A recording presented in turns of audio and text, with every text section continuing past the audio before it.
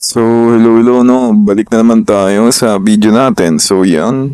Ngayon is leg day, which is leg diamond. So, yun, okay, mag-i-skip ng leg. So, ngayon, yung topic natin is, ano nga to? Mainit na topic siya sa Philippines, no? So, yun. Which is yung paggamit ng steroids or ma-accuse ka lang na nag-steroids ka. Which is yung crab mentality dito sa Pilipinas is napakasama men, as in. So yeah, mag-iap lang tayo about dun sa steroids. So, yun. Ang problema kasi sa steroids, first of all, is naga na talaga siya. And a lot of people will abuse it, 'di ba? Kasi ano naman siya kahit nga sa TikTok shop or sa Shopee, Lazada, pwede kang umorder ng steroids eh. Tas turok mo lahat sa'yo, no? Ma-overdose ka, boom. Sakit abot mo. Barag yung atay. So yeah, pag-usapan natin about doon, no? Tas, isa pang mention ko, no? Is yung mga ano nga to? Yung nagnanati or not, no? So yeah, simula na tayo, no? Ang pinakayo lang naman kapag sa steroids content, or hindi naman sabihin natin content, kumbaga, creator ka. Dapat, kung alam mo namang hindi ka natural, maging open ka. For some reason, yung iba ditong fitness influencer is hindi umaamin or ayaw nilang sabihin kasi may pinoprotektahan silang image or brand na naka-affiliated sa kanila, which is ano naman, understandable naman, pero at the same time mali kasi kung binibrainwash mo yung mga audience mo na attainable to naturally, talagang mag-ano sila, magtataka talaga sila, 'di ba? Tapos eto, pangalawa is people see insane physique online. Oh, yun nga. And they're behind the... Oh, yun. Isa na yun. Kung sinasabi mong natural yung katawan mo na halata namang naka-steroids, sabihin ng mga nag-i-start pa lang, parang naglalak ako. Kumbaga, hindi tama ginagawa ko. Even though, tama naman sila ng diet, tulog tsaka pagbubuhat. Yun. And beginners get confused about what they actually achieve naturally. Which is yun nga, no? Doon na rin po mapasok yung body dysmorphia, which is karamihan or lahat ng mga nag-gym is meron nun. Tapos ito, some creators lie about being natural, which sets unrealistic standards or expectations. So yun, isa na nga yun, yung napaka unrealistic na standards. So, ito naman at the same time, people also accuse, ito, lahat or yung ibang tao, lalo na sa social media, pag nakita nilang malakas ka bumuhat sa kanila, tangina naka-steroids yan. Or hindi naman kung maganda lang or maganda ang conditioning ng isang tao, ina-accuse na agad nilang steroids. Meron nga may nag-comment dyan tayo na sabi sa akin, hindi ay natural to maliit di ba?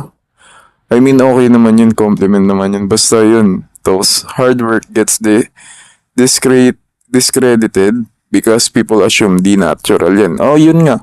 Hindi puro ka ng steroids is lalaki ka na agad ng sobra. Hindi ganun yun, men. Kailangan pa rin samahan ng diet yun, tsaka kain, tsaka buhat. O yun, kain, buhat, tsaka tulog rin. Kung gano'n ka lakas magbuhat, dapat gano'n ka rin lakas magpahinga.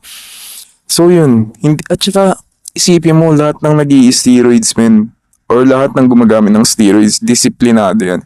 Tapos sabihin nyo sa comment section, turok pa. Taina, mas disiplinado pa sa inyo yan, men.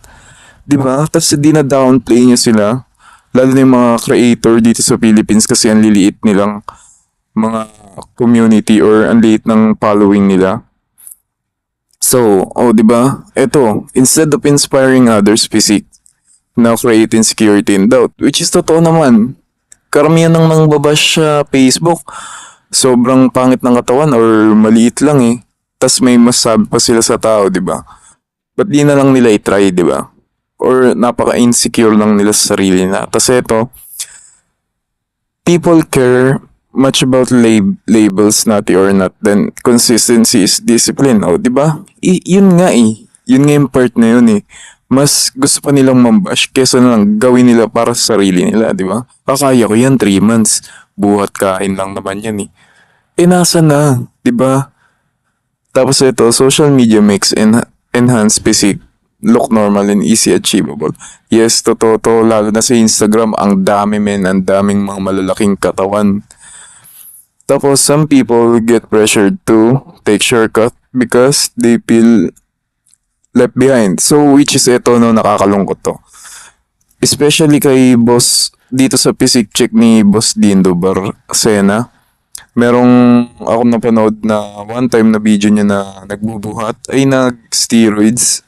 3 months pa lang ata ang tinurok niya ata trend, which is ang sa expectation niya, ang sabi sa kanya ng coach niya is yun nga, malaki daw ang potential niya. Pero damn man, ay din minsan iniiwasan ko sa gym yung mga coaches men, kasi once na na-influence ka nila is ibang level na talaga, no? Tapos the conversation shift from how to improve to he is natural, yun isa din to, no? Imbis na tulungan na lang natin yung sarili natin or yung mga tao or improve na natin, ang tanong, natural ka ba? Ganon, di ba? Hindi ko ma-explain kung paano pero madami makakagets niyan. Tapos, you can train for years, make progress, and it still feels small because of what you see online. Totoo to. No? Nangyari ito. People forget the times, genetics, and consistency still matter. Which is totoo nga naman, no? Hindi naman porket nag-steroids yung isang tao, steroids na lahat yun. Hindi. Di ba? Ng mga tao to, the truth is, most people haven't even maximized their natural potential. Totoo to. May magsabi pa dyan, wala akong time kaya nag-steroids na ako. May time ka, men. Hindi mo lang kaya yung disiplina na maghintay. Kahit sumampa ka sa stage, di ba? Kahit sabi mo sasampa ka sa stage, kailangan ayusin pa rin kasi hindi worth it yung drawbacks ng steroids, men. Sa totoo lang, Tas eto, instead of building themselves, people are busy tearing each others down, which is nangyari sa Pilipinas. Kapag nakakaangat na yung isa, binababa ng lahat.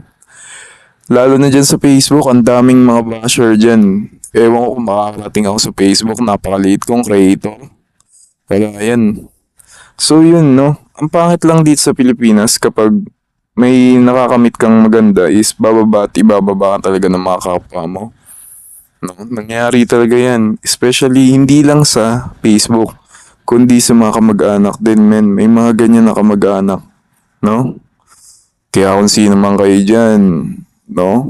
Mag-ayos-ayos kayo. Kasi once na nakabounce back ang isang tao, yari kayo. So yun. Yun lang yung mga topics na gustong i-discuss. Tsaka isa pa pala last na, no? Yung about kay Kipi man. Parehas kaming plus size na kinalakihan tas nagpapayat. Grabe men, disappointed ako nung nalaman kung hindi pala siya natural men. Diba? Ang laki pa naman ng expectation ko dun sa creator na yun. Pero besides that, yung issue niya kasi grabe yung pinagagawa niya sa ex niya tsaka sa story niya ngayon. Medyo talaga, fucked up. So yeah, yun lang, no? Nakakalungkot lang na hindi pala siya natural. Sinasabi ko pa naman, natural yun pre. Talagang genetics lang yung traps niya, hindi pala. Mahilig pala magturok ng ba men. Ba naman yan, nakaka-disappoint si Kipi man. Pero nakapalo pa rin ako sa kanya, no?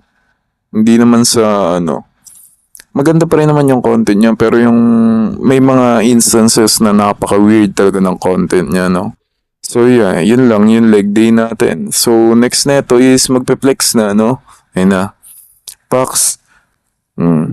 Meron tayong striation dyan sa legs. Bang! Pump na pump yan. Nakakita na ako ng ugat pero wala pa rin visible na veins sa sa video na yan. So yan, bugs.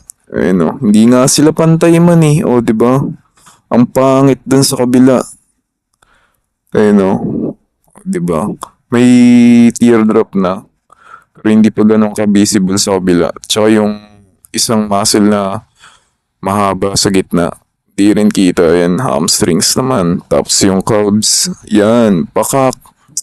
Grabe talaga.